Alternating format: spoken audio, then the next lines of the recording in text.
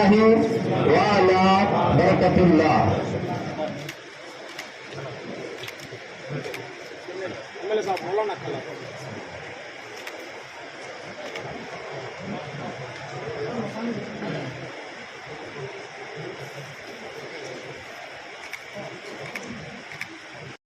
अजमाइन अल्हम्दुलिल्लाह रब्बिल आलमीन।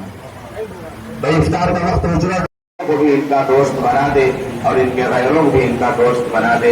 अल्लाह अपने फज़ल एहसान से अपने पाक नबी के सदक़े में हमारे अल्लाह जो इस काम में लगे हुए हैं और इस इफ्तार के इंतजाम में सुबह से लगे हुए हैं, इनकी मेहनतों को कबूल फरमा ले। और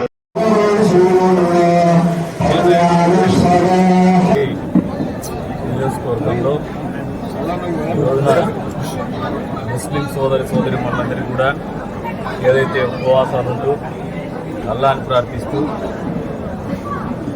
అన్ని రకాలుగా అందరి జీవితాల్లో సంతోషం రావాలని చెప్పేసి వారు చేస్తున్నటువంటి ఉపవాస దీక్షలకు సంఘీభావంగా మా వంతుగా ఈ రోజున కదిరి నియోజకవర్గంలో ఈ ఇఫ్తార్ విందు ఏర్పాటు చేయడం జరిగింది.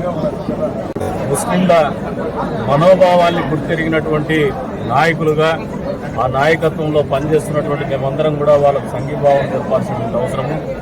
వాళ్ళలో వారితో పాటు వారి సంస్కారాన్ని కావచ్చు, వాళ్ళ మతాన్ని కావచ్చు, వాళ్ళ మనోభావాల్ని కావచ్చు పూర్తి స్థాయిలో గౌరవిస్తాం.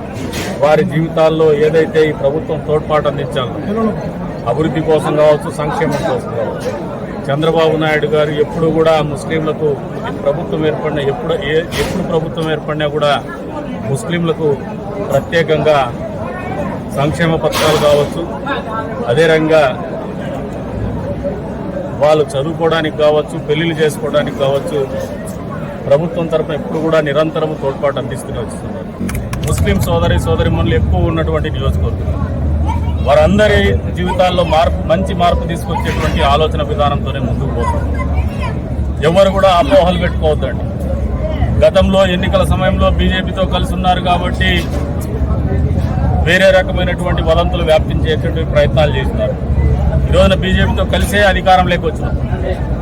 ఈ రోజున అధికారంలోకి వచ్చిన తర్వాత ఏదైతే ఎన్డీఏ గవర్నమెంట్ రూపంలో మనం ఉన్నామో ఈ ఎన్డీఏలో భాగస్వామి అయినందుకే ఈ రోజున రాష్ట్రము ఆర్థికంగా ఇబ్బందుల్లో ఉన్నప్పటికీ కూడా అన్ని రకాలుగా అభివృద్ధి కానీ సంక్షేమం కానీ మళ్ళీ పునరుద్ధరించుకునేటువంటి పరిస్థితి లేకపోతున్నాం అనేది వాస్తవం అని ముస్లిం సోదరిమణులకు చెప్తున్నాను.